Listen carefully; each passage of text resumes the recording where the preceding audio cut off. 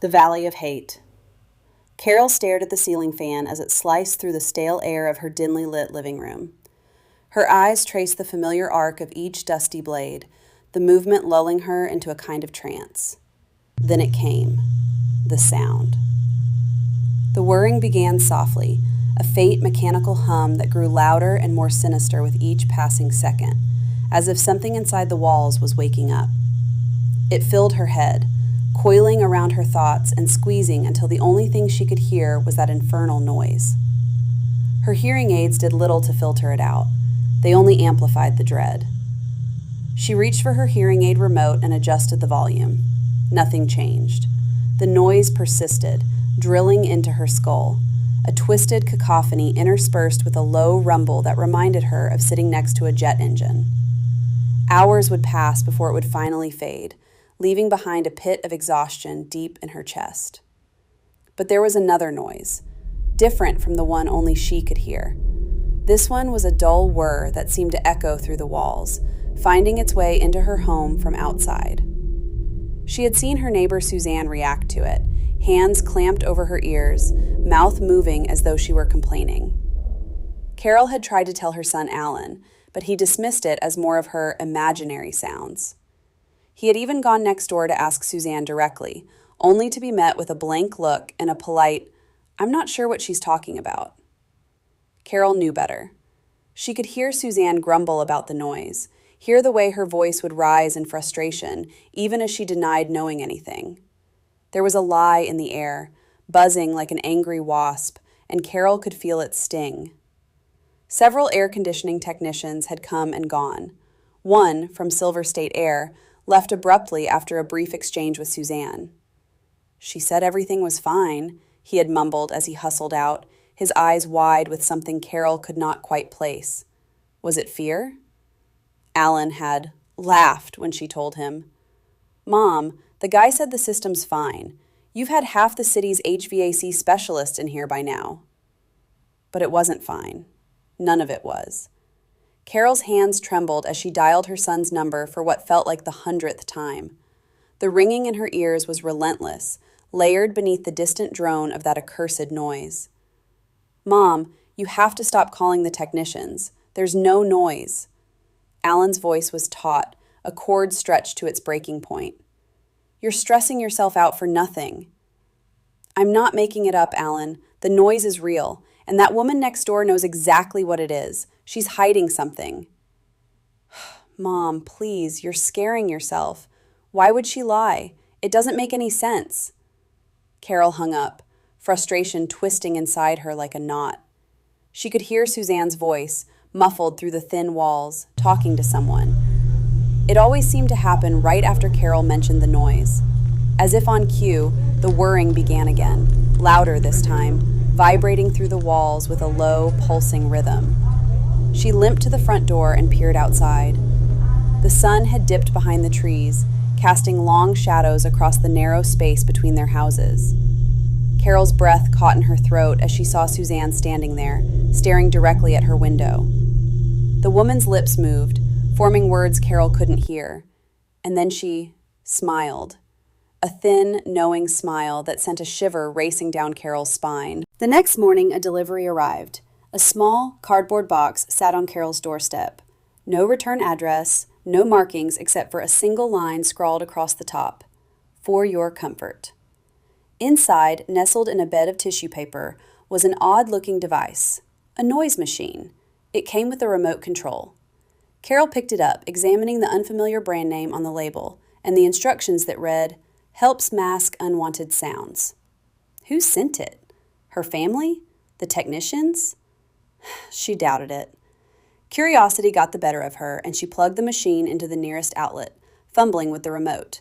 She pressed the power button. The machine came to life with a faint hum. Instantly, the whirring noise outside grew louder. Not quieter, louder, as though the machine was amplifying it rather than drowning it out. Carol's heart raced. She switched it off, her fingers shaking. That night, the noise seemed to be everywhere. It vibrated through the floorboards, buzzed through the vents, rattled the very bones of the house. And there, mixed within the sound, she thought she could hear the faintest hint of laughter. though someone were standing just outside her window, watching her struggle. Sleep never came, but she did not miss the flash of light that flickered outside her bedroom window just after midnight. She peeked through the curtains. A small, glowing screen illuminated Suzanne's hand. A remote, identical to the one that had come with the noise machine. The woman pressed a button. The whirring intensified, louder than Carol had ever heard before. The truth crashed over her like a tidal wave. Suzanne had been controlling the noise all along, manipulating it, using it to torment her. Carol's skin prickled with cold realization. Suzanne had lied to Alan, lied to the technicians, lied to everyone, and no one had believed Carol. But something else troubled her even more. Karen. Her daughter-in-law had become increasingly involved in Carol's affairs over the past few months. Karen had started dropping subtle hints about selling the house, managing Carol's finances, making life easier. She always framed it as concern, always smiled while planting seeds of doubt about Carol's mental state. The memory returned suddenly, an afternoon conversation, Karen and Suzanne. They thought Carol wasn't home. Carol remembered crouching silently behind the kitchen door, listening. Their voices were low, conspiratorial. "It'll only take a little more time," Karen had said, her tone carrying a smug satisfaction. "Once Alan sees how bad it's gotten, he'll have to agree she needs professional help. We can't keep letting her control everything." Carol's blood had run cold. At the time, she had convinced herself she must have misunderstood. Now she wasn't so sure. Everything suddenly fit together. The constant dismissals, the accidental comments Alan would make about assisted living facilities, Karen's sudden friendship with Suzanne, the strange noises, the technicians who left without answers, the package, the remote, the lies. Carol sank into her kitchen chair. Her hands trembled so violently she had to grip the table. They were trying to get rid of her, not by force, by making everyone think she was losing her mind. The realization filled her with equal parts terror and rage. She could not sit still. She could not wait. Not anymore. Fueled by panic, she stumbled out the front door, her nightgown fluttering in the chilly air. She marched across the lawn. The noise followed her, buzzing, pulsing, mocking. She reached Suzanne's porch and pounded on the front door. "I know what you're doing," she shouted. "You can't keep this up forever." For a long moment, nothing happened. Then the door creaked open. Suzanne stood there, calm, collected, her expression unreadable. "Carol," she said softly. Her voice dripped with condescension. "I'm afraid you're hearing things again."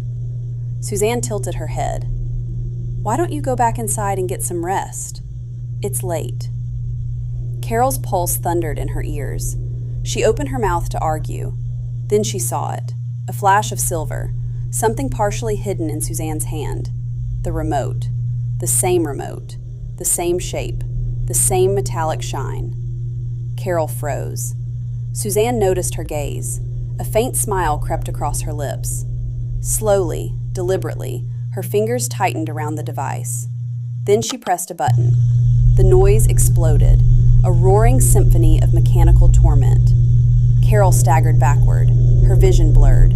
The sound filled every corner of her mind. "You should really take better care of yourself," Suzanne said softly. The words floated through the chaos. "No one wants to believe an old woman who's losing her mind." Then the door clicked shut. Carol stood alone on the porch. The noise screamed around her. After several moments, she turned and slowly walked home. Each step felt heavier than the last. The night air seemed thicker, the darkness deeper. By the time she reached her front door, she felt as though invisible hands were pressing down on her shoulders. Inside, the house felt different, smaller, more confining. The air hummed around her, vibrating with the same insidious sound she had fought so desperately to prove existed. It pulsed through the walls like a heartbeat, steady, patient, relentless. A reminder that someone was pulling strings she could not reach. Karen, Suzanne. Together they had transformed her life into a waking nightmare.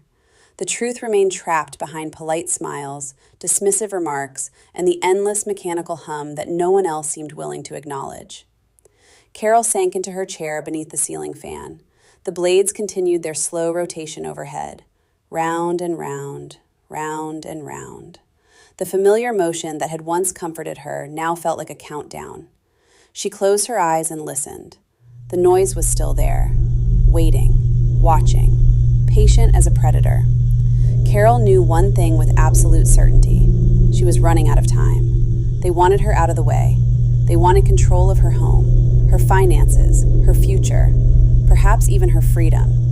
And if she did not find a way to expose them soon, they would succeed in taking everything she had left, including her sanity. The whirring continued deep into the night, and somewhere beyond the walls, hidden in the darkness between the houses, Carol could have sworn she heard someone laughing.